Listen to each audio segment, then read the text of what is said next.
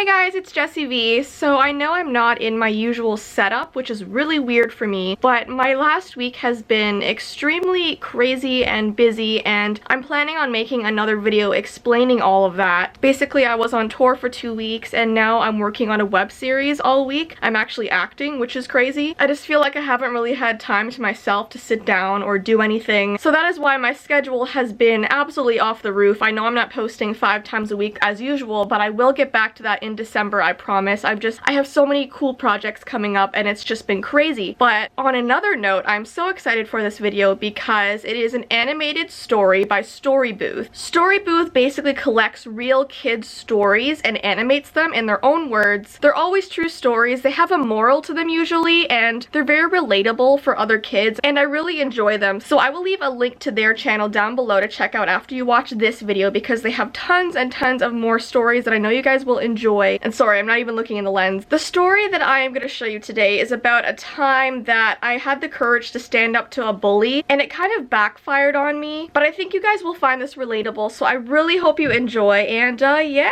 here you go.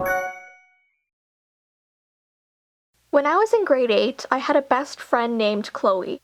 We hung out on the swings at recess, we sat together at lunch and traded sandwiches from time to time, and we always took the same bus home after school.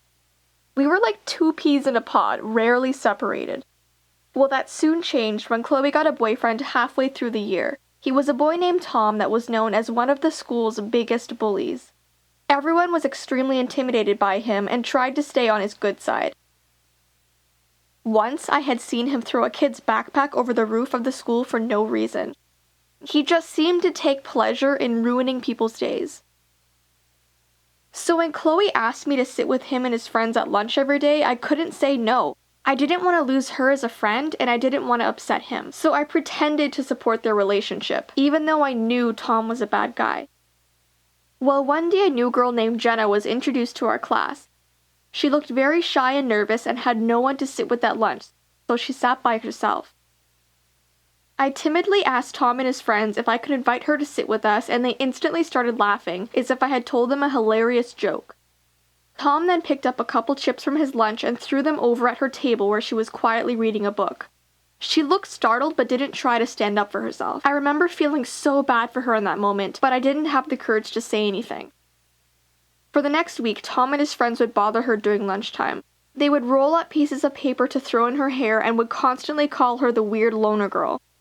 I was so shocked that Chloe was allowing her boyfriend to treat another human being this way, and I started feeling really embarrassed that I was sitting with these horrible bullies, because by not standing up for Jenna, I looked like one too. So the next day I finally decided to make a change, even if I knew it would impact me negatively. So instead of sitting with Chloe and Tom, I went and sat beside Jenna. She looked really happy to finally have someone to keep her company.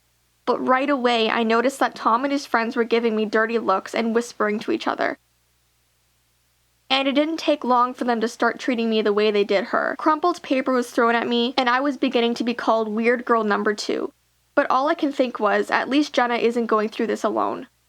I finally decided that this was enough and took Jenna with me to see the principal.